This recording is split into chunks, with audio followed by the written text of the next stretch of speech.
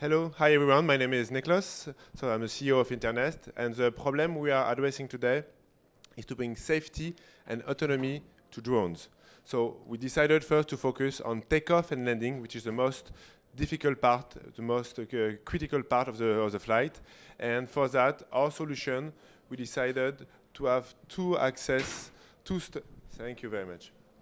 We decided to address this issue with an embedded system. And the way we did it is, first of all, like for the autonomous car, we know it's not one technology who does the full job. It's a set of technology. Actually, Grazia, the CTO from Airbus, was also mentioning that, and we fully subscribe to that.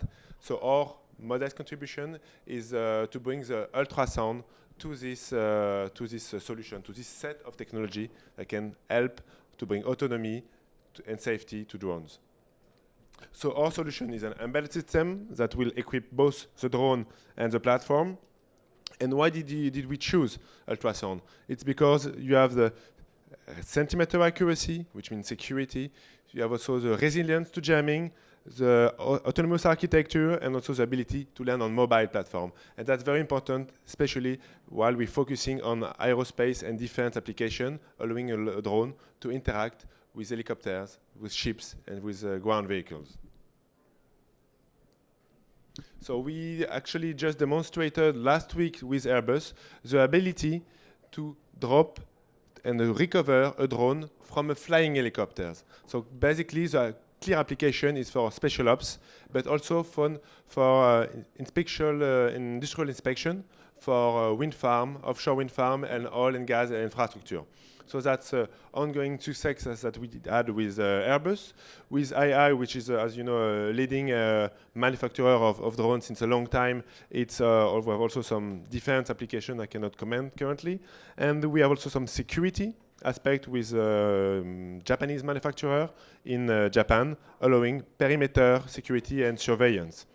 And the last point is with JCDecaux in urban mobility, where it's also urban area is also an complicated environment, an harsh environment, not as much as field of operation, but still you have canyon areas where we don't have GPS. So you need to have, if you want to allow drones to fly in urban areas for either medical delivery or logistic, you need to have a set of sensors and technology that allow a safe and precise flight. That's what we are bringing to the table. Currently, who are our partners? We have naturally as a solution and safety provider, it's the drone manufacturer. So you have from Spain, from Estonia, from Japan, from all over Europe and much farther. And then we have these key people from aerospace and defense. Why we decided to focus on them? First of all, that's where the market is, clearly, and we're here to make money with you guys. And secondly, they have the ability and the expertise of knowing what are the applications and what are the constraints. And that's what we decided. Let's focus on the hard part with these key guys that are really demanding, and it brings us today with a bit more visibility in the ecosystem. So currently, for example, with the French Land Army, their innovation branch tested our solution for ground vehicles. We also demonstrated with Nexter in front of the French procurement agency the ability to provide situational awareness to a ground vehicle, especially in urban areas. And with Naval Group, we demonstrated last year, end of last year, ability to provide autonomous deck landing. So it's not only proof of concept. We are moving beyond that, and we are talking about integration and building a common proposal for either the French Navy here and some other application around the world. Basically, just to come back on the technologies based on ultrasound. So we use it currently as a differentiator, strong differentiator with other, and we want to develop it not only as positioning and guiding, but also to provide sense and avoid. So that will enable us to provide sense and avoid and safety not only for takeoff and landing, but all along the flight to provide this security to this platform, either drones, but at the end, what we also aim is also to address helicopters.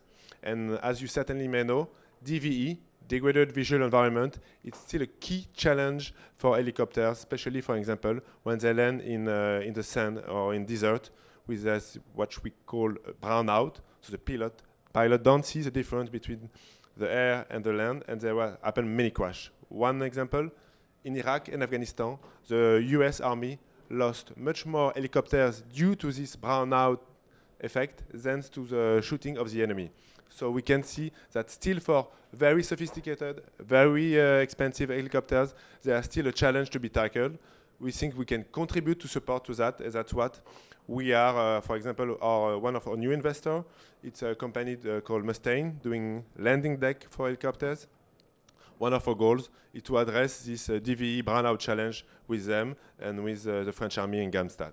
And we are really happy also to engage even more with the Thales Group. We just started in Vivatech, and we want to do much more. So we are welcome to engage, and we are exhibiting on the Paris Air Lab, stand T1 with Airbus. Thank you very much.